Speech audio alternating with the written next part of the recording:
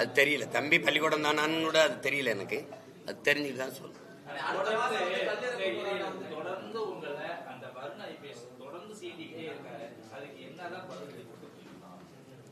அவருக்கு என்ன பதில் அடி கொடுக்கணும்? அவர் என்னை சீன்றதுனாலதான் அவர் அந்த இடத்துல இருக்காரு.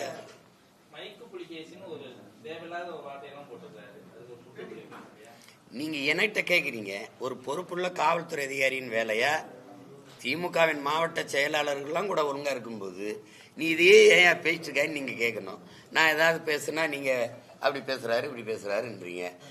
தேவையில்லாத ஒரு போலீஸ் அதிகாரி அந்த வேலையை தான் பார்க்கணுமே ஒழிய ஒரு கட்சிக்காரன் மாதிரி திருப்பி திருப்பி சீண்டிக்கிட்டு இருந்தா வெறி வருமா வராதா? நீங்களே பாருங்க. நீங்க அவரை தானே போய் கேட்கணும். உன் வேலை என்னையா அதை பாரியா? இத்தனை காவல்துறை அதிகாரிகள் இருக்கும்போது, இவ்வளவு IPS அதிகாரிகள் இருக்கும்போது இவர் மட்டும் இந்த வேலையை தொடர்ச்சியா செஞ்சுக்கிட்டு இருக்காரு. அதை நீங்க கேட்க மாட்டேங்கிறீங்களே, என்னையே கேட்டுக்கிட்டு இருக்கீங்க. நான் உங்க முன்னாடி உட்காந்து பதில் சொல்றதுனாலயா? அவரை கேளுங்க, என்னையா பழக்கம், என்னையா அப்படி பண்ணிட்டு இருக்காங்கன்னு. உயர் காவல்துறை அதிகாரிகள் நடவடிக்கை எடுக்கணும். ஆட்சி அதிகாரத்திற்கு கேட்கணும். அவங்க தான் அனுமதிக்கிறாங்க, பேச சொல்றாங்க, அவரை திருப்பி திருப்பி இழுத்து விடுறாங்க. அதுக்கு தான் அவருக்கு பதவி உயர்வு கொடுக்குறாங்க, அவர் அதே இடத்துல இருக்க வைக்கிறாங்க. அவர் ஒரு அரசாங்கம் நடத்துவாரு. நீங்க எங்க வழக்கு போடுங்க என் கட்சிக்காரர் மேல, அங்க இருக்கிற ஒருத்தரை சொல்லி அங்க ஒரு வழக்கு போட சொல்லி தூக்கிட்டு போயிடுவாப்ல. போனவன செல்போனை பறிச்சுடுவாப்ல. அவருக்கு வேலையே செல்போன் திருடுறது தான். அப்புறம் அதுக்குள்ள இருக்கிற அந்த குரல் பதிவுகளை திருடுறது தான். நீங்க இந்த பத்திரிகையாளர்கள்லாம் அந்த அண்ணா பல்கலைக்கழக தங்கச்சி அந்த பாலியல் வன்கொடுமையில அந்த இதுக்காக அந்த பத்திரிகையாளர்கள் அலைபேசியை வாங்கினவுன்னா நீங்க அவ்வளவு கோவப்பட்டீங்களே. இதுவரை 14 அலைபேசியை எங்க பிள்ளைகளுடைய அலைபேசியை எடுத்து வாங்கியிருக்காங்க. அப்பெல்லாம் நீங்க கோவப்பட்டு இருந்தீங்கன்னா நியாயமா? அதுக்கே ஒரு தீர்வு வந்திருக்கும்ல. அது உங்களுக்கு பாதிப்பு வந்தா மட்டும் நீங்க கோவப்படுறீங்க.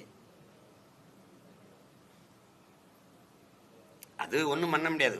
உங்களுக்கு எல்லாருக்குமே நாங்கன்னா நான் ஒரு வெறுப்பு இருக்கு. அது என்ன அவனை திட்டலாம், அவன் கட்சியிலிருந்து போகலாம். இப்ப எத்தனை கட்சியிலிருந்து என் கட்சியிலிருந்து சேர்றாங்க அதையெல்லாம் நான் சொல்லிட்டு இருக்கேன்னா சொல்லுங்க. திமுக இருந்து என் கட்சியில சேர்ற ஆளுகளை காட்டணுமா? அதுக்கு விழா வச்சு சொல்லணுமா? உங்களை மாதிரி நான் அது இந்த மாதிரி விளம்பரம் பண்ணிட்டு தெரியணுமான்னு சொல்லுங்க. இது அவ்வளவு கேவலமா இருக்குது. நாங்க எங்க கட்சியாவே இல்லை, ஆனா கட்சியிலிருந்து வர்ற ஆட்கள் அவர்களுக்கு இனிப்பா இருக்குது. ஐயோ 3000 பேர் 1 நாளான்னு நானே பாக்குறேன். இவ்வளவு பேர் இருந்தானடா கட்சியில, திடீர்னு 3000 4000 பேர்.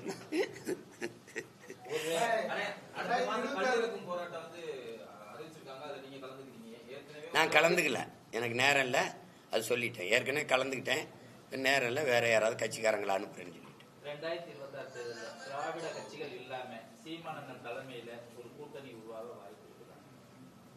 யார் வருவான்னு சொல்லுங்க, நான் சேர்த்துக்கிறேன். சிரிக்காது, இருங்க. யார், அதாவது இங்க பாருங்க, யார் வருவா எப்படின்னா, இங்க அரசியல் எப்படி கட்டமைக்கப்பட்டிருக்குன்னா, காசு கொடுக்காம வாக்கு வாங்க முடியாது, பணம் இல்லாம அரசியல் செய்ய முடியாது, அப்ப ஓட்டுக்கு காசு கொடுத்தா பெற முடியுங்கிற பெரிய கட்சிகளே அதை உருவாக்கி வச்சுட்டதுனால எங்கூட வந்தா எனக்கு அவங்களுக்கு கொடுக்கவும் காசு இல்லை, வாக்கு கொடுக்கவும் காசு இல்லை. அப்படிங்கும்போது இப்ப நான் 36 லட்சம் வச்சிருக்கேன் அப்படின்னா, இதை பல மடங்கு உயர்த்தி காட்டினா காசு கொடுக்காமலும் வாக்கை பெற்றுற முடியும், வென்ற முடியும், அரசியல் செய்ய முடியுங்கிற நிலையை நான் உருவாக்கினேன்னா மற்ற கட்சிகளுக்கு நம்பிக்கை வரும், என் கூட வருவாங்க. இல்லைன்னா நீங்க என்ன பண்ணுவாங்கன்னா, அது எதுக்கு நம்ம கட்சியை காப்பாற்றணும், இப்ப நம்ம ஜெயிக்கிற பக்கம் இருக்கணும், அப்படிதான் எல்லாரும் நினைப்பாங்க. வந்தா கூட்டிட்டு வாங்க, நம்ம கட்டி தெளிவு தெளிவு அரவணைச்சு சேர்த்துக்கலாம்.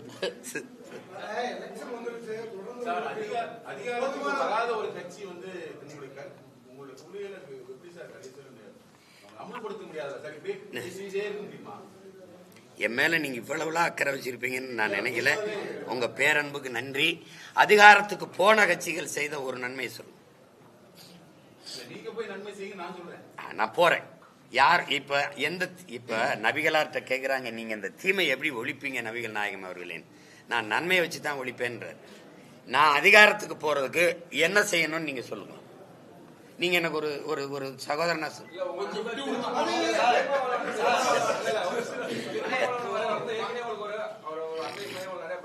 நீங்க இப்படி பொதுமக்களிடம் நீங்க கத்தி குரலை உயர்த்துறதை விட பார்லிமெண்ட்லயோ சட்டசபையிலயோ நீங்க போய் குரலை உயர்த்துனீங்கன்னா மக்களுக்கு தேவையானதை நீங்க நல்லாவே போல்டாவே செய்யலாம்னு சொல்லி அருமையா சொல்லிட்டீங்க. நீங்க சொல்ற எங்க அண்ணன் 2 தடவை 3-4 தடவை இப்ப 2 உறுப்பினர் வச்சிருக்கிறாரு. திமுக மொத்தமா 40 உறுப்பினர் வச்சிருக்கு. இந்திக்கு ஏன் தெருவில் போய் நின்று போராடுது?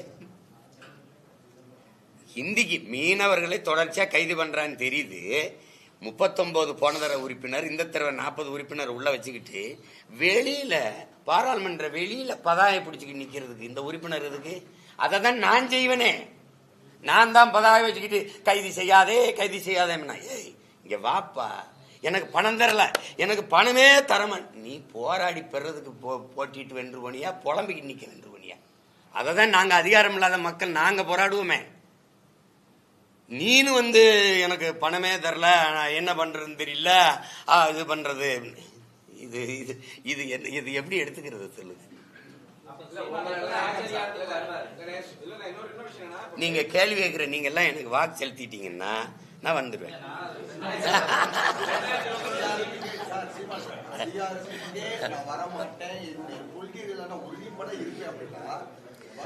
நீங்க என்ன ஒரு கேள்வி அவருக்கு, அதிகாரத்துக்கே நான் வரமாட்டேன்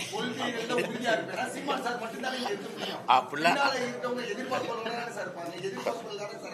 என்னையெல்லாம் எதிர்பார்ப்பு இருக்கியாடா? இங்க பாருங்க, அதிகாரத்துக்கு வரணும். அதிகாரத்துக்கு வர்றதுக்காக தான் இவ்வளவு வேலை செய்யறேன் நான். உங்களுக்கு புரியுது? ஏன்னா அதிகாரம் மிக வலிமையானதுன்னு அண்ணல் அம்பேத்கர் கோட்பாட்டை எடுத்துக்கிட்டவங்க நாங்க. இப்ப இதுல என்னன்னா, எந்த வழியில் வருவதுன்னு இருக்கு.